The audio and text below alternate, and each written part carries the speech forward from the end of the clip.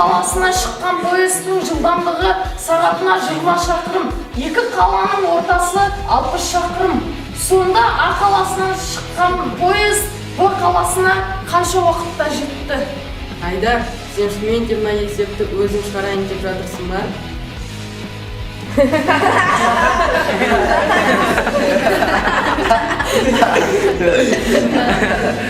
Әкең шығарып берген есепті бізге түсіндірмей-ақ қой. Балалар, солай ма? Солай ма не? Жоқ, ол есепті өзі шығарып жатыр. Сонымен поездың жүрген жолы 3 сағат. 3 сағат. Иә, 3 сағат. 3 сағат. 3 сағат. 3 сағат. Айдар, оян, Айдар, тұр, Шыныбеков. Жоқ апай, оны оятпай-ақ қойыңыз. Ол өзі айтып тұрған жоқ па, тағы да 3 сағат ұйықтағысы келіп тұр.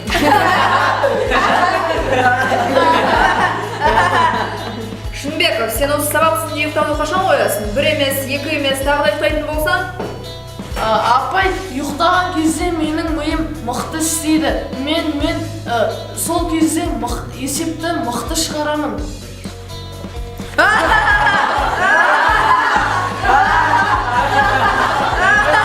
Сен немене мені мазақтап тұрсың ба?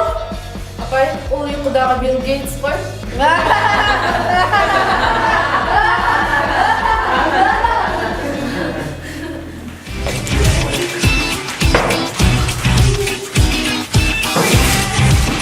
Билл Гейтс қайтадан ұйқыда сүріп жатыр ма?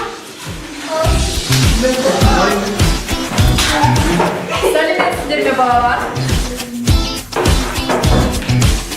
Отырамыз, дәптерлерімізді ашамыз, сабағымызды бастайық.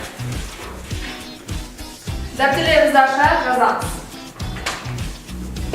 А қаласынан, Б қаласына бағыт алған поезд. Жылдамдығы сағатына 20 шақырым. Осы А қаласы мен Б қаласының ара қашықтығы 60 шақырым. Поезд осы аралыққа қанша уақыт шығындайды? Есепті теңдеу арқылы шығарамыз. 3 сағат. Я дұрыс, есептің жауабын кім тапты? 3 сағат. 3 сағат. Шыныбеков. 3 сағат апай, өзім есептедім. Ұйқыдағы Билл Гейтс.